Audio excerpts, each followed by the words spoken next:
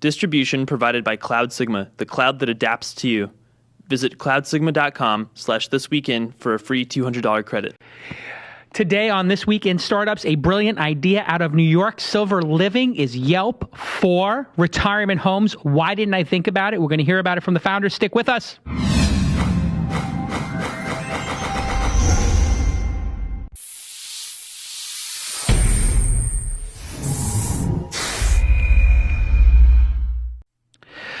Hello, everybody, and welcome to This Week in Startups. It's your first time tuning in. This is the show where we talk about creating companies, about putting a dent in the universe, as opposed to being just a rice picker, picking up that sword and just cutting through the nonsense and making great products and services that change the world, trying to do something with your life, be a gladiator, Black Hawk Down. Work with me, people. You don't want to be one of these passive numbnuts who gets nothing done with their life. You want to try to create something. You're on the planet for one spin. That's it. Kaput. There is no God. There is no heaven. What you see is what you get. One shot at greatness. Don't blow it. Start a company, create something, join a startup, be an entrepreneur. This Week in Startups, that's what this is about. If you're lame and you want to watch TV and eat noodles and just check in and check out, you want to go bike ride, this is not the show for you. Get out of here. Go. We don't have a need for you.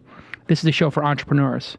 This is the show for people who want to make something of themselves and to make the world a little better for the other human beings on this godforsaken planet.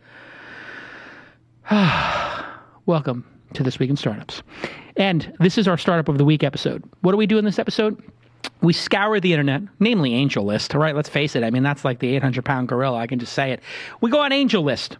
We look, what are the companies that angel investors are interested in? Which ones are they following, right? That's a pretty good signal. If the angel investors are thinking about putting in 25, 50, 100 dimes, 10 high societies, there might be something going on with one of these startups. And when we find a great one, like we did today, we bring them on the program and we say, hey, what's up?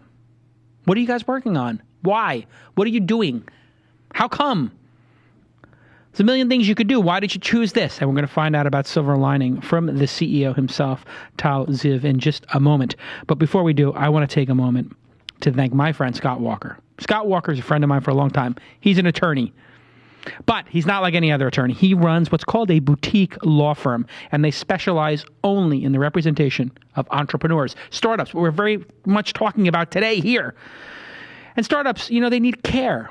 They need to be taken care of, and Scott takes care of these. He's got great lawyers there with 10 to 20 years of experience at those big, high-priced, highfalutin law firms. But the difference is, Scott Walker's not ripping you off. That's not why he's here. He will give you fixed rate, flat fee pricing, and he's not going to put a junior associate on your account. No. And you can call him direct at 310-288-6667. 310-288-6667. And Scott's a great guy. He's in it for the right reasons. He could be at one of those big law firms, pulling out a huge salary. But instead, he started his own little firm so he can go in there and help startups to the max. And you know what? You don't want to have like one of these big firms crushing you with bills month after month. What you want is somebody who's going to be fair and honest. And if you need an extra hour or two to understand some of these wonky legal issues or feel comfortable, he loves doing it. He's in the game for the right reason. And that's why I'm friends with Scott Walker. He's a great guy. And you can thank him, Scott Ed Walker, on Twitter. Thank you. And everybody go to walkercorporatelaw.com. And there's a video message right there from Scott Walker, the man himself. He's a good guy. Trust me. 18 years of broad corporate and securities law experience. He's the real deal.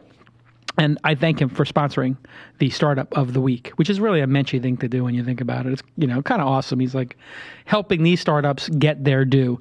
So with me from New York, my hometown, Tal Ziv, the co-founder and CEO of SilverLiving. I keep saying SilverLiving. SilverLiving. Are you there, Tal? I'm here. Hi, Jason. How you doing? You okay? Good. No, a lot of people confuse it SilverLiving and SilverLining. What is SilverLiving? Why did you start it? So we do professional reviews of senior care communities, assisted and independent-like communities, including memory care centers. My background is all over the place, and I came to this industry mostly because I had to find senior care for my grandmother, and started looking into the industry and did what I do with everything else that I look to buy is start researching it online and found out that there's absolutely nothing online for these communities. Average ticket price is maybe over $80,000, about $87,000 in our database right now per year. Wow. So it's a huge ticket, and you can't do anything except for go visit them. So we started putting together some research on the ones that we were looking at for my grandmother, and just looked like a great opportunity. And so you start this, and nobody was out there doing it. I see this one here, Care One at Livingston Assisted Living, only 2.5 stars. That's a pretty crummy review. Absolutely. So we put the good, the bad, and the ugly on there. We really do dig deep into each one of these communities. We have mystery shoppers that visit them multiple times. We have our own photographers. Every photo on there we took with our own photographers. And we don't give any of the communities editorial control on what we write or on our photos that we put there. So it's essential. You know, there are some communities that just don't rate as high as other communities. But what we really go after is trying to get at the essence in our reviews, who that community is best for. You know, what demographic is it best for? It might not have all the amenities, but it might be cheaper. It might work out for you. And what makes a retirement home 2.5 versus like 5 stars? How do you come up with a scoring system? Walk me through your scoring system. Yeah, so there's a bunch of components that go into our scoring system, and we've worked long and hard in trying to figure out what the most the best proxy for what families would want to know when they go through this and they try and find these communities. Number one is we look at inspection reports and complaint reports from the state. So we go for every community that we research, we send a Freedom of Information request to the state. We get their inspection reports and complaint reports. That's stuff that takes upwards of 6 months from the state to pull it out of them, and then they send you a ream of papers that you got to go through. So the number of relative inspection deficiencies that they have compared to their peers is a big component of what we put in terms of our stars.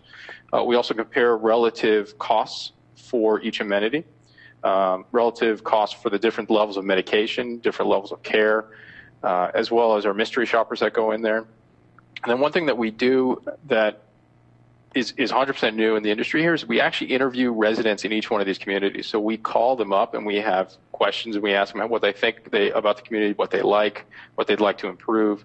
And so they actually score it. So as opposed to someone off the street that, maybe they looked at the community and they'd like to write a review on it, these people actually have lived there and got a very good firsthand view on what's good and what's not. So does the home assist? I love the idea that you're getting the Freedom of Information stuff. Do you actually include that on the site somewhere, or do you just include it in your rating? We synthesize the information from it and include it in the rating, as well as sometimes in the actual review, in the content of the review. It might be in the future that we'll actually include a link to the PDF of the inspection reports, but they're hundreds of pages each, and they're quite cumbersome. And we feel that at this point, at least, I think that it'll be noise for families looking for it, and it just won't really add value to it.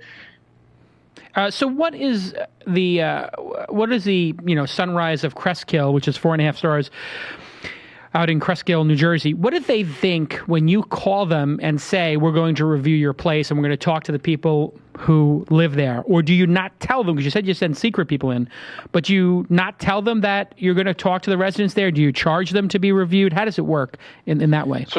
Right. So we don't charge anything for our research on each one of these communities, but we do contact each one of the community chains at the corporate level. And we tell them, look, this is who we are. This is what we're doing. We'd like to go into your communities. We'd like permission to photograph your communities and start researching them. Really, the only thing that we need from them is permission to photograph them. We haven't gone into any community kind of incognito and taken photographs that we'll publish here.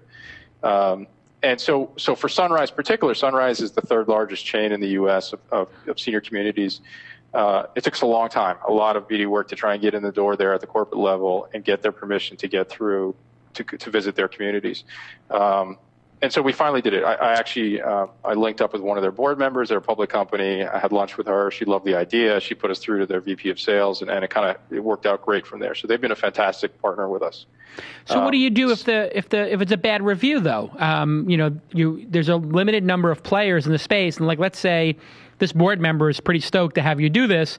What if you find out there's abuse going on or a lot of complaints and some bad stuff, and bad stuff does go down in the world? How do you deal with that with the partners? Do they kick you off their premises and not let you ever review anything again? It must get a little tense, no? Yeah, no, absolutely. It's a fair point. So Sunrise has some, you'll find, they have some of our highest rated properties as well. So it might be that they have some problem childs, and that each community chain might have some problem child. The essence of what we're doing here is we're reporting on the facts that we find out. None of this is really, it's not an opinion that they might have deficiencies in the inspection report that go to the state. So we're reporting on the facts that happen there. But absolutely, it could come back that they're saying, we don't want you to come report on any of our other communities. But the bottom line is that, and we haven't really talked about this, that these communities have ridiculously high turnover every year, and they need to fill these beds. They have about 47% turnover every year. So they need to fill 47% turnover. Is that because of people dying? A good portion of them die. About 40% of the people pass away. About a third of them move on to the next level of care. So if they're in assisted living, they might go on to a nursing home. Got it. So it's about 500,000 beds, 500,000 new residents that they need to find every year. And even if we provide a bad review, we're still providing them residents. And so they need to fill those beds. And your business model is scheduling a tour, clearly. Yeah, so actually we don't get paid on the tours. We get paid when someone actually moves into a community. So what we try and do is make it as easy as possible for them to take that next step. If you look in the New York area, there's dozens of areas or communities that is within 25 miles of Manhattan. And you have to narrow it down somehow. You narrow it down based on price and location, exactly what amenities you need, and then you'll come out with something that hopefully 2 or 3 that make the most sense, and then you have to go tour them. That's what you have to do. You go with your grandmother or your mother, you see if they like it, if it kind of clicks and you feel it. It's kind of like real estate shopping. And when they actually move into a community, we get a fee from the community for the placement there. Got it. So you make whatever it is, 10% of whatever the year is or something. It's got to be a huge fee. A couple of grand. It's a huge fee. Yeah. It's a huge fee. So compared to hotels that maybe make placements on, or Kayak makes placements on hotels or airlines, it's a ridiculously high fee compared to that. They make whatever it is, 20, 30, 40 bucks a night. You're doing a year, so it's like selling a year's worth of hotel rooms. You got to be making 5 or 10 dimes. I noticed that there's a minimum rating of 2.5 stars. Why did you make that decision? that was part of our contemplation about how to come up with our rating systems. So first we let the numbers speak about how do we want this to rack and stack, and then we looked at each one of these communities and make sure, since this was our first batch of communities that we published, make sure that it really reflects, that our algorithm of all these data points really reflect what these communities really are. And it also comes down to our thesis that each one of these communities, regardless of how poor they are, so that Care One facility that might have 2.5 stars is good for someone, right? It might be good because it's very close to someone's house there, and so geography is ultra important. Or it might be good because it's actually much, much cheaper than another one. Yeah, it's a good price, yeah. Right. Or Care One is known for their memory care. And so if someone has, maybe this feeling that their mother's really going to go down the wrong hill in terms of memory, and they're going to want that flexibility, that might be a good home for them, as opposed to one that doesn't have a memory care focus. And but not doing scores under 2.5 would be like Yelp not listing the bad restaurants. So part of the reason I trust Yelp or Zagat is I get to see the bad as well as the good. You're sort of made an editorial decision to hide the bad. What was the debate there? I'm trying to get out. So I think, shouldn't there be a 1-star in order for me to understand a 5-star? Yep, and I think there will absolutely be 1 stars. We just don't have them in our system yet. So what we've done is kind of a top-down approach, looking at companies. You'll see Sunrise communities on there, Meritus, Holiday. Those are the 3 out of the top 4 largest chains in the U.S. Care One is a local regional chain. As we add additional local regional chains, or even have problem childs in the large chains, we're going to come up with lower scores. But the ones that we have in our first batch there, they're actually rating pretty highly. So it's not that we don't want to include 1 stars or we won't have 1 stars. It's just that our first batch actually doesn't merit it yet. And for this business, it's one of those kind of businesses that looks like it makes a decent amount of money, but it's got a narrow scope on purpose, right? In order to, assisted living is but one piece of this. You don't have nursing homes, you said. And I don't know what comes before. I guess having an apartment comes before going to assisted living. So how big is the market for assisted living? And how do you define assisted living? When am I going to need to be assisted in my living? So we actually rate independent living and assisted living, which is, if you look at the continuum, it might be from your house to having home care, someone helping you in your house occasionally, to moving into something called an independent living community, which means they basically take care of room and board, but they don't help you with bathing or eating or anything, activities of daily life. When you move into assisted living, it means that you need some sort of help with some basic activity of daily life. I mean, you might need help bathing or eating or walking. You need help with something. Right. Once you need help with a lot of things almost all day, you move into nursing care. It's really the step above. What's memory care? I never heard of memory care. Is that if you have Alzheimer's and you walk off the property? Exactly. So they have lockdown facilities where really they have their own outdoor facilities that are fenced in. They have their own wing of the community with alarms. They usually have pendants so that they have people that might wander and they can follow them. And they have special care people there. They GPS grandma. They GPS them locally. Yeah, it's not really GPS, but yeah, they do have wandering systems, and it is a big deal. So memory care is huge. Obviously, so my other grandma actually had Alzheimer's, and it's a terrible disease, and you really need 24-hour care eventually. I mean, it really degrades to that point. So about your question about the market, long-term care in general is $200 billion. It's enormous. The pocket that we're looking at, assisted and independent living, is $48 billion of that. $48 billion. It's a big chunk. And you're saying it's like, so that means there's 1 million people in assisted living or something? That's exactly right. Yes, so there's just over 1 million at 1.2 beds. Yeah, I just did it based on what the monthly cost was, $3,000 or $4,000, equaling $50,000 a year, 48 million. I just backed into, so about 1.2 million people affected by this. And how do they normally find an assisted living facility, Yeah, so the options right now for you, aside from using SilverLiving, is you can go and search online, and what you'll find is basically digitized yellow pages. So you can go and look, and you'll find a list of communities in your area, but you won't know the cost. And so then you have to pick up the phone, or you have to go visit. You do have to go visit each one of these communities and try and kind of compare them on your own and get a good sense for it. And that's what I had to do, and that's basically what most people do right now. Got it. An alternative is to work with a social worker who will try and understand your situation and try and pair you with a local community. And there's positives and negatives to both. I think the more complex your situation is, a social worker actually would help more than not. But there's also conflict of interest with the social workers because they usually get paid commissions as well from these communities. And so they have favorites, which is a difference from us. Like we don't have favorites where we prefer Sunrise over Care One. We get paid the same amount. So it's really? Not like we're going to. So you have a specific amount you want per transaction. You don't if it's a $5,000 or is it a percentage? It's a percentage. It's a percentage. But it's a fixed percentage. Right, it's a fixed percentage. Exactly. Right. So you'd go to a social worker. So one of our competitors is actually called A Place for Mom. And what they have is you can look at their website, and basically it's a webpage that is entirely designed to get you on the phone, for you to give them your phone number, and then they have a team army of telemarketers, about 450 of them on the phone, that try and do the hard sell into douche. I hate that. Yeah. So when I call the community chains and I tell them what we're doing, they love the concept that they really don't like these A Place for Mom guys who are the leaders right now, but it's their only alternative. It's where they're getting a lot of their residents from. Hey, let me run something up the flagpole and see if anybody salutes. I'm looking at this, and obviously you're taking your own photos, so that makes me immediately think of the success Airbnb has. In fact, somebody referred to you guys as Airbnb for grandma, kind of a thing. Why do people have Airbnbs for grandmas? Like, would it be possible if I have, I don't know, a guest house, and I live in LA and I don't have a job, I'm sort of 50 years old or 60 years old, and I want to host somebody who needs assisted living, and do people actually host in their home? And could you create some sort of arrangement like that? Because I know that people sometimes, like my grandma lived with my aunt, and I guess everybody chipped in to help her, whatever, spend the time doing that. Is that a possibility as a business model?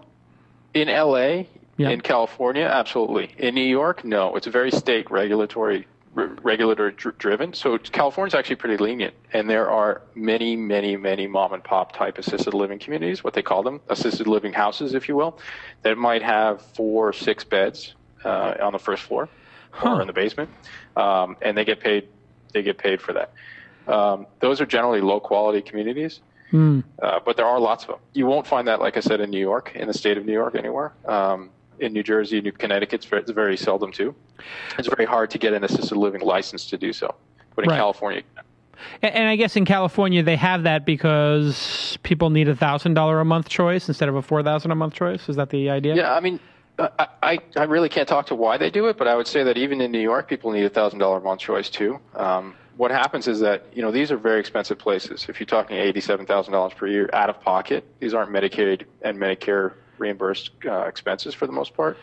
There's only a very select few part of the population that can afford moving into these communities. So having that lower bracket is important, like they do in California, of cheaper communities. But definitely the care and the amenities are much different. You're not going to have an RN that's working there 24 hours in a 4-bed community. You're going to have someone like you and I that really don't know exactly what we're doing. So Dave McClure invested, my good friend from 500 Startups, correct? Yeah, Dave's been great. Dave loves these unsexy businesses. This is definitely one of them. We were introduced by a friend of ours called Bubba Mararka, who worked at Facebook and put us in touch with him. And was he your first angel? And where are you guys at with the funding of the company, the size of the company? What's the footprint right now? I know you guys are a relatively new startup. Yep. So there's 5 of us. There's basically my co-founder is the CTO. He and I went to Cornell, studied CS together. Cold up there in Cornell.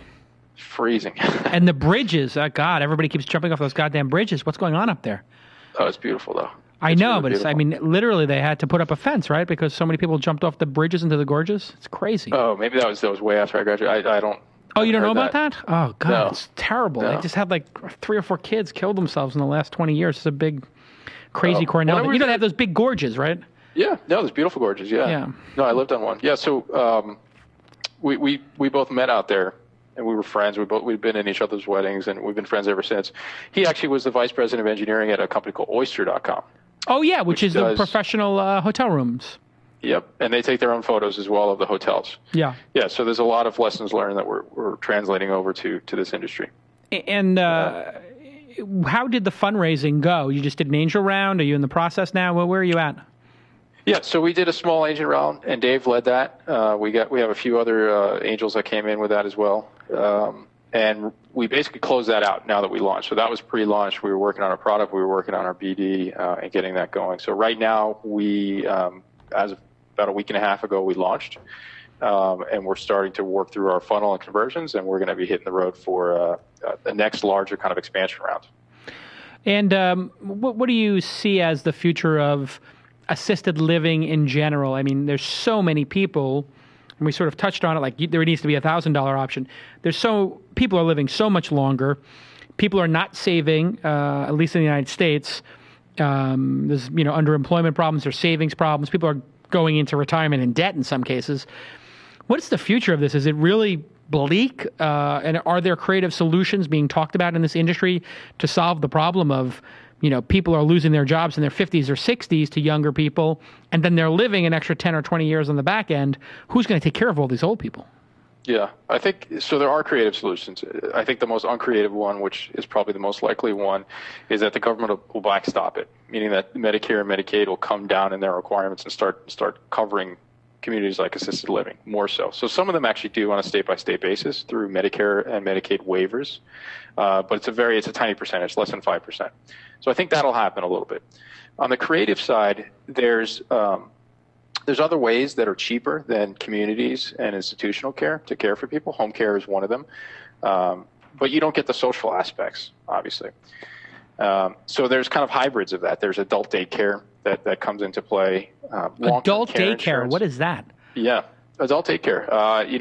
It might sound unpleasant, but really it actually works very well for a lot of people. So if you were taking care of your grandmother or mother, Jason, yeah, And if she had Alzheimer's, you bring her in. She can't stay at home all day while you're at work. You need to bring her somewhere where she's kind of watched after, but they have activities for her. You can think of it a lot like kid daycare. Yeah. But they take care of the seniors there. It's not just people with memory care issues. It's also people that really don't have anything to do all day. It's something fun to do, right? I mean, right. And you're coming full circle. You start out going to, we all start out going to nursery school, and then we end in nursery school again. Right. Apparently. Yeah. Wow. It's a heavy topic. Why this business and not other ones? I mean, you and your partner must have been sitting there. Was it really just the struggle you went through with your mom? Or your grandma? Yeah, with my grandmother. Yeah. I mean, I think that was, that was a light bulb, trying to look at this and trying to do it ourselves. I'm a meticulous researcher when I buy stuff. When I buy a car, when I buy a house, and that's just my nature. And so when I started going after this, even people that aren't meticulous researchers have zero. It's not like there's a little bit out there that you can use, but there was nothing out there. And so it was kind of like, this is definitely something that we can fix. It's something that's been fixed elsewhere. All these other industries have gotten over this hump of transparent pricing, of reviews, and so on. And why hasn't this industry when it's so expensive? Especially this part of the industry that's private pay. It might make sense for nursing care where you don't really pay for it. Where it's picked up by Medicaid. But this part where you actually pay out of pocket, you definitely want to know in advance that this is going to be the right place. You definitely do not want to have to move your mother or grandmother, before they're ready to move, just because the place just didn't work out. The one choice that you made was wrong. So that was definitely a big piece of it. We looked at my buddy Mike and I about starting a bunch of different companies over the years, and this one just one that fit. It fit with our schedules in terms of where we were in our careers and timelines, and it fit with exactly what I was doing with my grandmother. It fit with what we wanted to do going forward, and it really had a social impact, obviously, in what we're doing, trying to help people, which is something that it's something that I've tried to do with my other jobs too. Yeah, it definitely is. Something that's very needed, and it does help, I guess, in recruiting and just in raising money, that there's a higher purpose to this, in addition to it being, obviously, if you got to fill whatever hundreds of thousands of beds per year, you said, there's obviously a business to be had here. Would you ever consider, if this thing works out, like starting some innovative facility or the sort of Airbnb type stuff? Do you think that that's on the roadmap, or do you think there's enough here for you to make a business out of this? Oh, there's definitely enough to make a business out of this. Based on the market size, the turnover, and the commissions that they have there, there's definitely a huge market out there, and companies that are taking advantage of it right now to make a full-scale business out of it. We do have other, in our product roadmap as adjacencies, other offerings that we have down the road that really match up more with technology for these communities, and how do we communicate, as an example, between myself as someone that's not in the community, trying to find out what the status is of my grandmother without actually calling her and she's saying, yeah, everything's great. That's not what I want to do.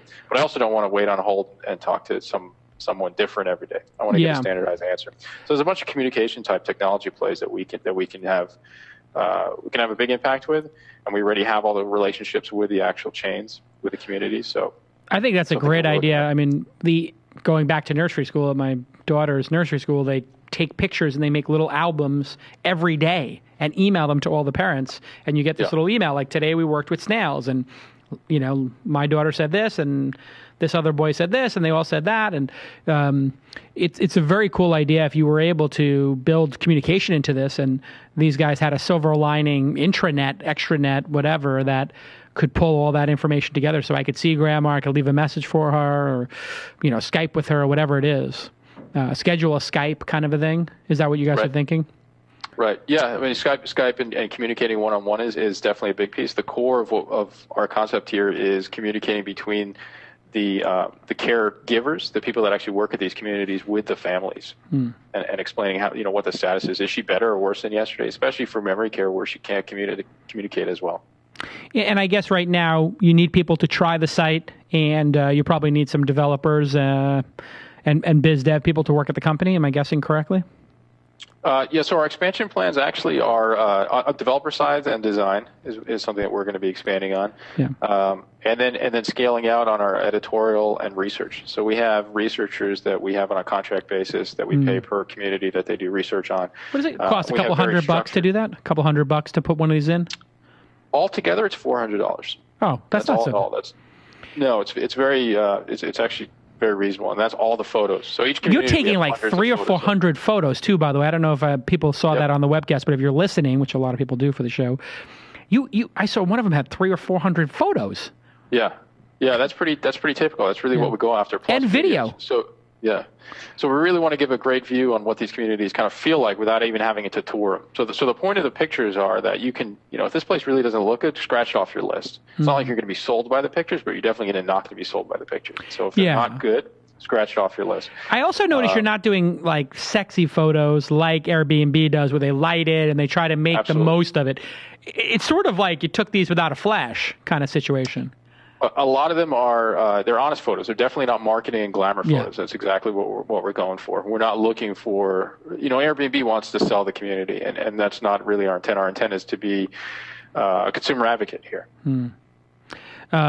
So looking for people to review, freelancers, I take it, trustworthy freelancers, and looking for developers, designers.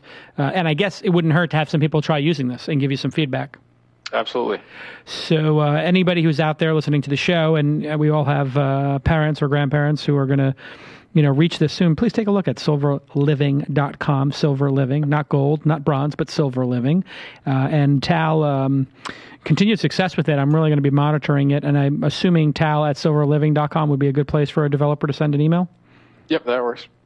Well, listen, continued success, good luck with it, and I really think it's something important, and I think it's very admirable that you're really taking this hardcore approach to the reviewing of sites and really putting the pressure on them to live up to, making a really high-end service. I think you're going to actually, like Uber and some other services, I think you're actually going, perhaps Oyster, I don't know if they actually make people into better products, but I think that you're going to actually make the assisted living industry better because you're going to be a watchdog to them, and I think that's very admirable.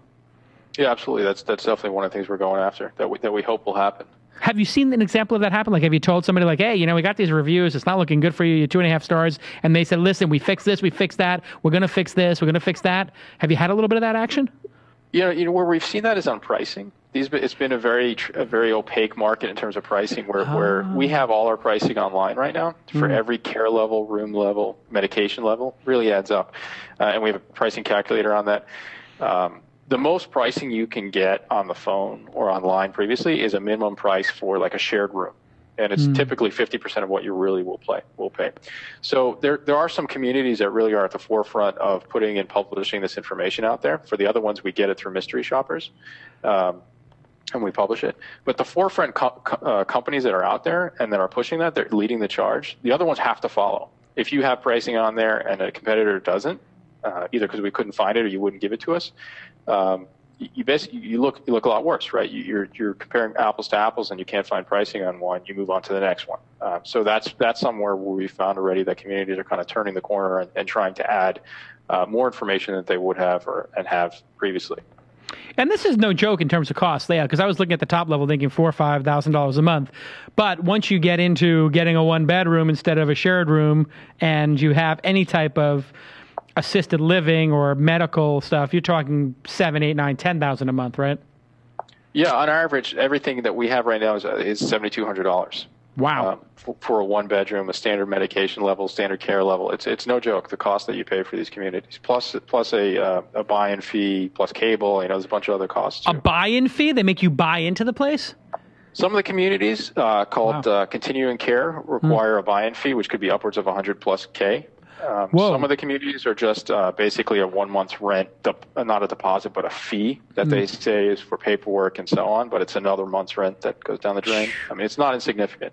Wow, that's crazy. And when you think about that, somebody who was a nurse and who had a large home could actually do this and, provide it and maybe create a great small business. I really think that Airbnb, the private sort of small version of this could even actually work As the number of healthcare providers, nurses increases, and the number of older people increases as well. I wonder. You think that's actually going to become more of a reality? People doing this as like a spare as job. Airbnb type is hard. Yeah. I mean, as basically Airbnb being temporary, it's hard. But as more buildings and more homes popping up with rooms for assisted living for seniors to move in there, I think that definitely is going to increase. In California, it's quite prevalent already, like I said. Yeah. Other states will be hit and miss, but that will increase as people can't afford the other ones. And you're going to put the California homes in there at some point, you think, or too small absolutely. potatoes? So LA is the next city we're hitting, and we're expanding to, and we'll include all of them. Yeah. Oh, so you'll include those homes, 4 or 5 bedroom ones? No, sorry, I misspoke. So we have a minimum number of beds right now, which is 50 per community that we add, and eventually we're going to increase our depth. Right now we're going after breadth for these communities, and we'll be adding the chains to it. Awesome. Hey, listen, Tal, good luck with it, and great idea, and we wish you all the best from the team at This Week in Startups. Great, thanks, Jason. No problem, my pleasure. Hey, and if you have an idea for a startup of the week, well, kick ass and make something awesome, right? Like people send pitches in, but generally speaking, like if it's a great company, it's going to be, getting angel investing and highly followed on AngelList. That's really what we're looking for. And the product needs to be built. So if you're thinking about pitching for the show, we don't accept ideas, and we want live sites that are actually working. That's what this program, This Week in Startups, the Startup of the Week episode, is for, let's say, 6 to 18-month-old companies that have a little something to say and a little bit of learnings. We'll see you all next time on This Week in Startups.